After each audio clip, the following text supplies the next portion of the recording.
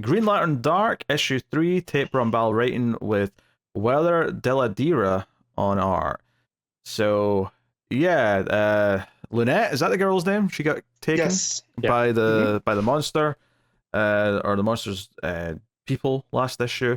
And this issue is effectively our Green Lantern deciding or having to go after and try and save her. I thought this was a pretty interesting one. One, because obviously the art's still very cool and the overall vibe of this is nice and like kind of horror movie-esque. Especially early on, there's like two distinct styles of art going on. Yeah. Like you've got all the stuff in the soft purples, which is a lot more sketchy. It's a lot more roughs. First draft, and then you've got the other, the other stuff with the green side of the story that's a lot more detailed and like, it's really scratchy in comparison. Yeah. So it's this idea of you get into the castle and someone else says, hey, if you see my son in there, dead or alive, please like return them, kind of thing. So yeah, she's like, and we get a lot of quiet panels of her basically just walking through these halls and up the stairs and her lantern lighting the way, and it's all very moody, and she's like walking past like suits of armor, notably one of which has a bat logo on the chest. Yep. So like it's like, okay, what's going on here exactly? And she eventually finds like this corpse sitting on like a throne, and it's just all this super eerie, spooky stuff, and she's looking out for the kid. And it eventually finds a kid, possibly the son that the other mother was asking about, Isaac, and he's got like blood all over his face, and he he does speak, but he also kind of like screams in the kind of like a sort of shriek way, as if he's like, getting ready to be violent or something. This was straight out of a Japanese horror movie. Yeah. Creepy kid, blood on their face, screaming, and I was like, no. So yeah, very, very, very good pacing here. Yeah, and then she sort of sees that those other kids, and they're all eating some big animal, right, with their bare hands, and that's why there's a horse or something. Yeah, and they got blood all over them. And that's when you hear Green Lantern and Lynette's there, and she's still pretty normal. She's not like turned into one of these kids yet. But interestingly, she starts saying a couple of interesting things, and we very quickly see this monster that appears sort of above the building. Bat demon? Yeah, best way to say it, yeah. Do you know what it reminds me of? It reminds me of the cat bus in My Neighbor Totoro, but like twisted into like a demonic form. Yeah, I can see that with the mouth. I also, it looks like one of the hellhounds from Ghostbusters. Yeah. So, yeah, and basically, the Green Lantern's like, hey, well, I need to fight this thing off. And Lynette's kind of like, no. Like, Lynette's almost trying to talk to the monster and say, no, like, Green Lantern's my friend. And she's basically saying, hey, this monster, it's just one monster, and also it's, like, not doing, like, it's kind of protecting us. Like, it thinks it's doing the right thing in some way. It's feeding the kids. Yeah. So it's like, okay, what's going on here? So she kind of like does like fight, and there's like a great couple of panels here when she sort of blasts it, and like she gets kind of like knocked back, and she's sort of skidding across the floor. I thought that was a great panel. Well, there's that, and then to go from all the purple with a little bit of green to all green on the next page. Yeah. Right. It's a good balance here. Yeah, it's good stuff. And then so the monster's like fighting her, and it's she's getting like wrapped up in whatever tentacles, and then eventually one of these knights kind of like jumps out with a flaming sword, very Azrael almost in the sort of overall aesthetic, and makes a big speech about how you're the Green Lantern, you're supposed to do this or that, and then almost immediately this knight gets wiped out, and all the armor, like it gets hit, and all the armor just sort of falls to the ground, and she's like, "What? Is that it?" After that big, but then immediately another knight comes in, and you almost get this vibe that these suits of armor are coming in one by one, and they're just kind of like possessed by whatever this person or force is that's trying to help or interact. And we end up finding out they're the Bat Wraith a little bit later. There's the title. And there's like a human name as well. It was like Sir William. Sir William. William Walwyn, which I can see how that could become Wayne. Yeah. Yeah. So are you guys familiar with the Tangent Universe Batman at all? I am not. So I'm assuming you're going to tell us something here. Yeah. Connor, are you? No, because I am. Because it's straight out of Arthurian legend. So Sir William was one of the Table Knights, and he was sent to go investigate Morgan Le Fay, where he was seduced and turned on Arthur. So even though they stopped her plot, he was still held accountable, right? Because he turned. So now he was sent to live in this castle and essentially never go on another mission again. So he's been stuck in this castle since the Arthurian days. So I don't know if he has become the Bat Wraith here in this version, right? Because this is still kind of the Tangent universe, but not fully. But yeah, it definitely seems like they're playing with this whole spirit of Batman. He can never leave the castle until he's atoned for what he had done, right? So that's what it feels very much like here. Is they came to the castle. The atonement. Yeah. Yes. So it's like Hotel Right? California. You can check in but never leave, right? Yeah. Yes. So yeah. So of course I had to find out about this, version. Obviously. Yes. So yeah. So there we go.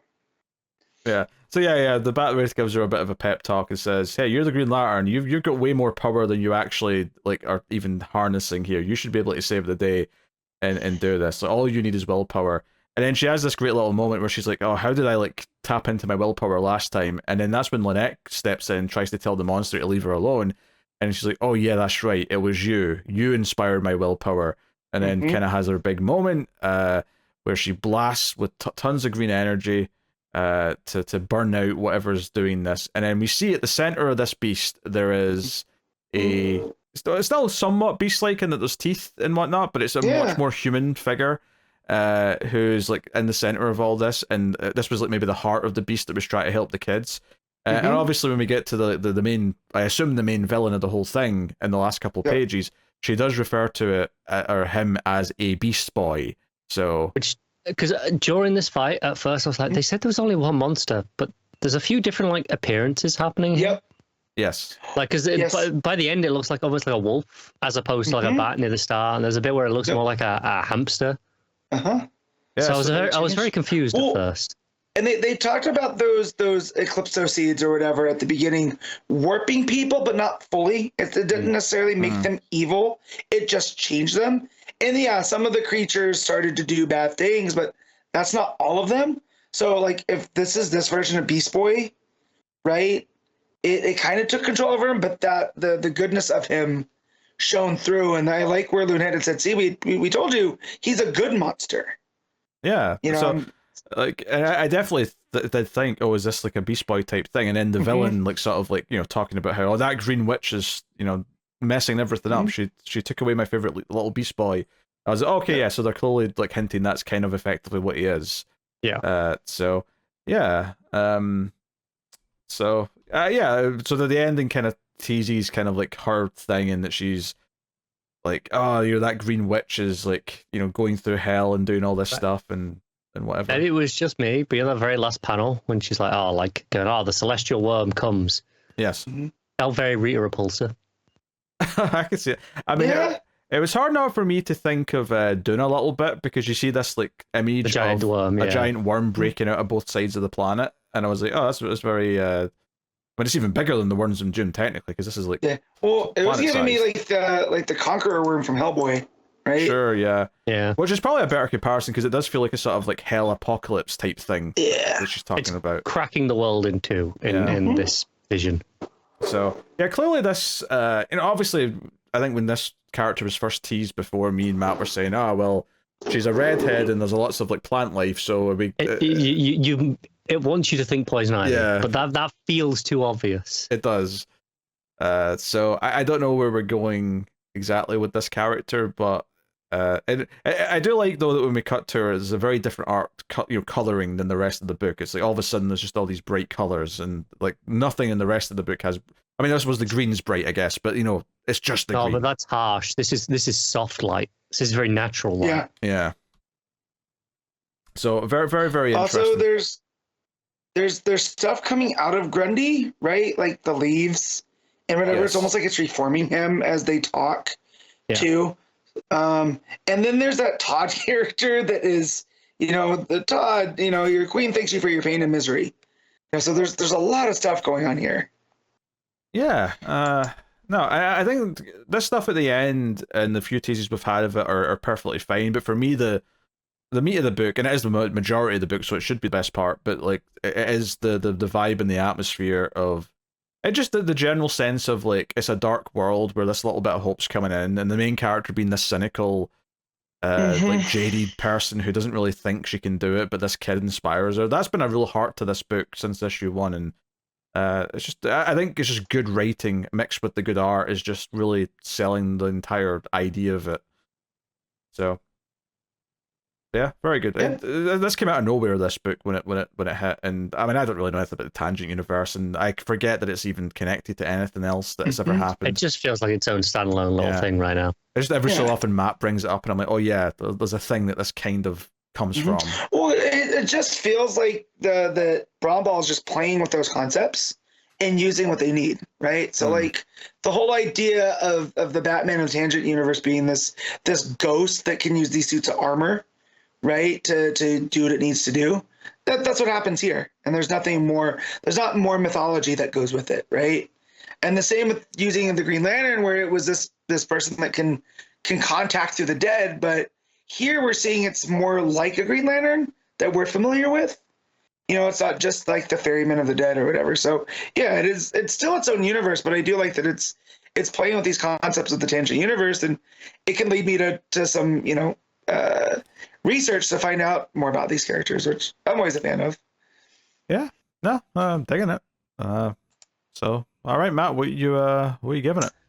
I'm gonna give this a straight 8. Connor? Oh, I'm going with 8 as well. Yeah. I find it hard to disagree, to be honest. But I'm also going to give it a straight 8 out of 10.